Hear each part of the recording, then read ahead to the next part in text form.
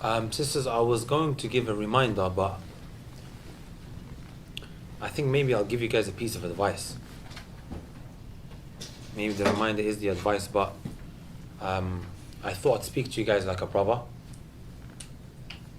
Because sometimes, you give a reminder, it's just more like people attend, take the reminder, and they leave.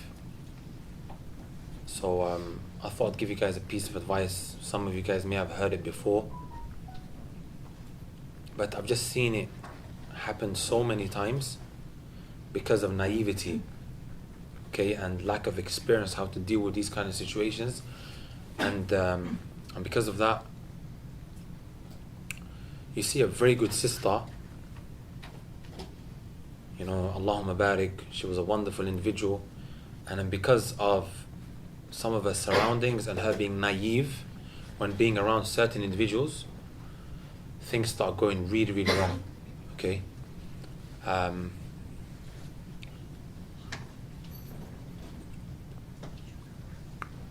Sisters, you guys have to understand, not everybody wants khair for you guys. And that's the reality of it. Sometimes you find people around you, even though from the apparent they act like they want khair for you, but the reality is they don't. There's a very powerful statement that Uthman ibn Affan radiallahu ta'ala anhu, he mentioned. He said, the zaniya, the fornicatress, she wishes that everybody else was like her as well. Everybody else around her was a fornicatress. The shaitan got the better of her. She's now looked at society in a certain way. And it's very, very painful because she's the only one there who's being looked at in that particular way.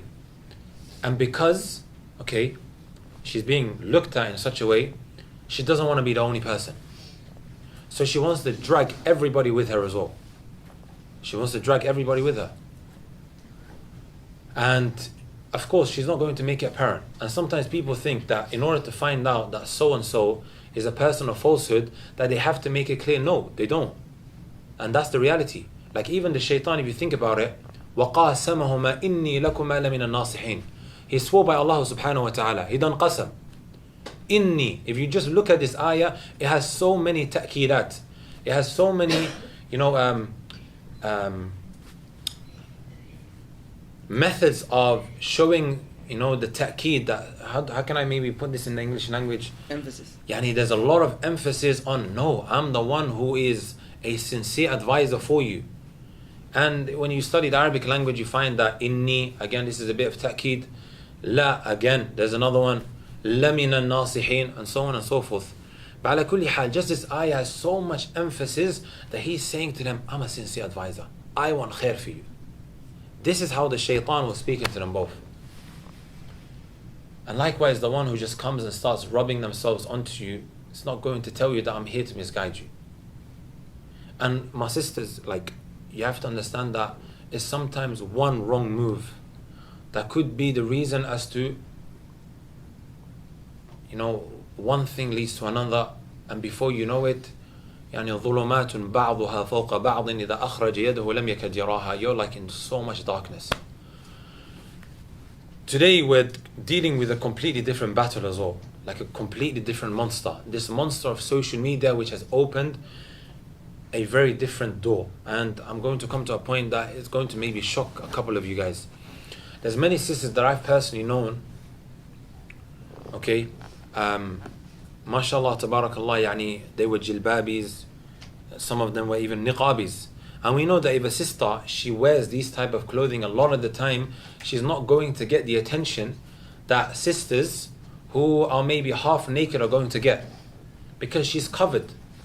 And this cover that we as sisters wear, not me, but we as sisters over here, it's meant to be there to kind of protect us from the opposite gender, right?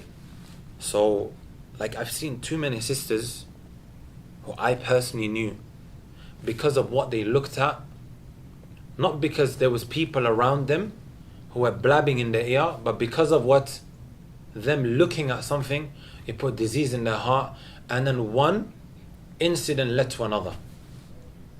one incident led to another. This is why Raghib al-Asfahani rahimahullah ta'ala, he said something very, very powerful. And I had to actually read it so many times, subhanAllah, to put two and two together with the situation that we are living in today. He said, لَيْسَ إِعْدَاءُ الْجَلِيسِ لِجَلِيسِ بِمَقَالَةٍ أو بِفَعَالَةٍ فقط. One doesn't become affected only due to what people say around him and what people do around him. That's not the only way a person becomes affected.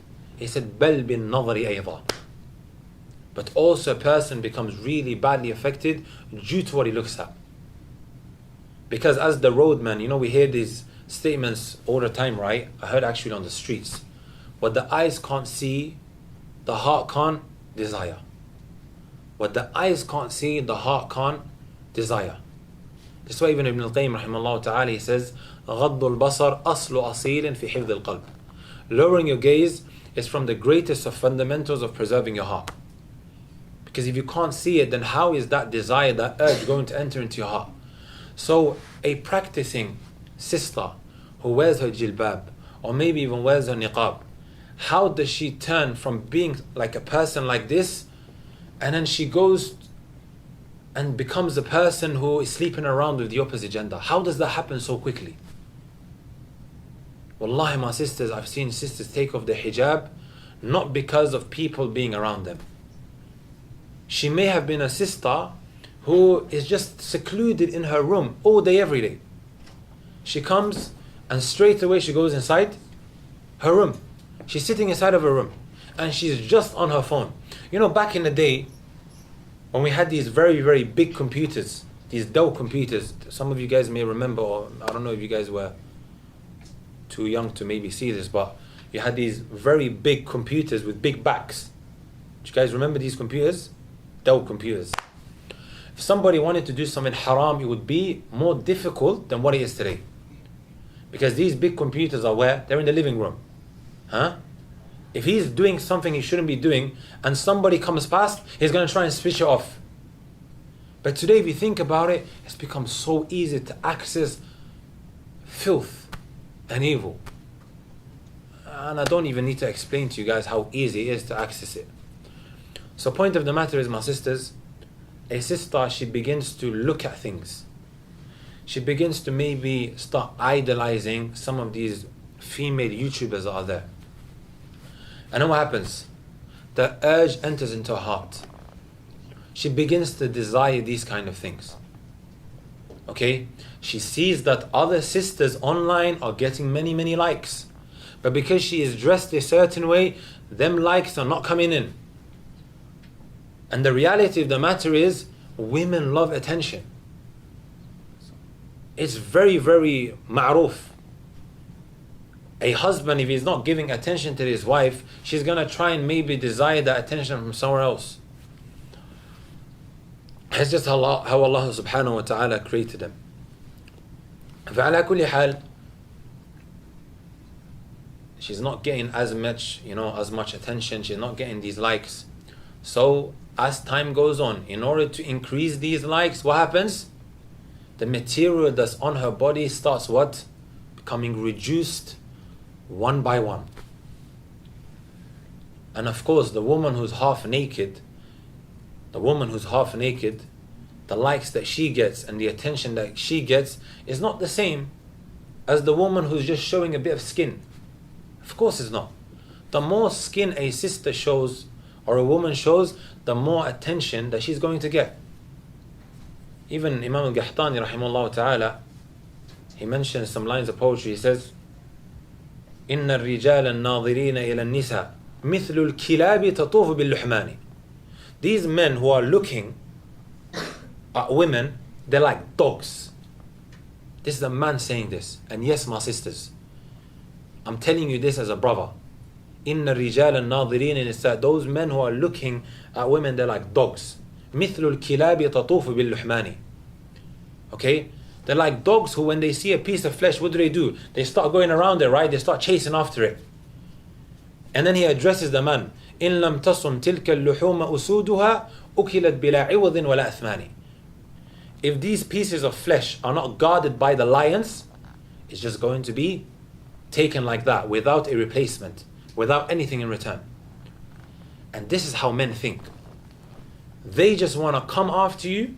They want to like use and abuse you like a piece of chewing gum, chew you and then spit you out. And a lot of the time you find, them contacting you and whatever, because if that individual really wanted you in a halal way, he's going to what? He's going to come straight through the door. He's not going to try and creep through the window. Abadan. فعلى كل حال, that's how it starts. Okay, she's still not getting that amount of attention. And then more skin starts showing. More skin starts becoming apparent. And then what happens, my sisters? The attention increases, right? The DMs start coming in on Instagram. And because she's never been given that attention before, she's just blown away. She is just blown away. Starts getting excited. She starts getting these urges. She begins to hear things that no one's ever said to her. And before you know it, my sisters, they meet up, you see, and then the unexpected takes place. Can you see, my sisters, this whole cycle, how it started and how it ended? And wallahi, my sisters, it's happened to a lot of individuals that I personally know. And you think, what happened? Her mother never used to dress like that. Her older sisters never used to dress like that. Her grandmother doesn't dress like that. Her aunties don't dress like that. But all of a sudden now, she started dressing a certain way because of what? What she started seeing online. These shayateen that she was looking at, these female YouTubers online, who supposedly do Islamic hijabi tutorials, but in reality they're there trying to sexualize the hijab. She saw them doing it and the urge went inside the heart. So the point of the matter is, my sisters, be very, very careful. Firstly, with the sisters who are around you. Okay, I'm not telling you to walk around paranoid. No, but our religion, Allah Azza wa Jalla, tells us that we need to have precaution to a certain degree. Allah says to us, وَخُذُوا حِذْرَكُمْ. Take precaution, be wary. One shouldn't be stupid enough to just like walk around, drive himself into destruction.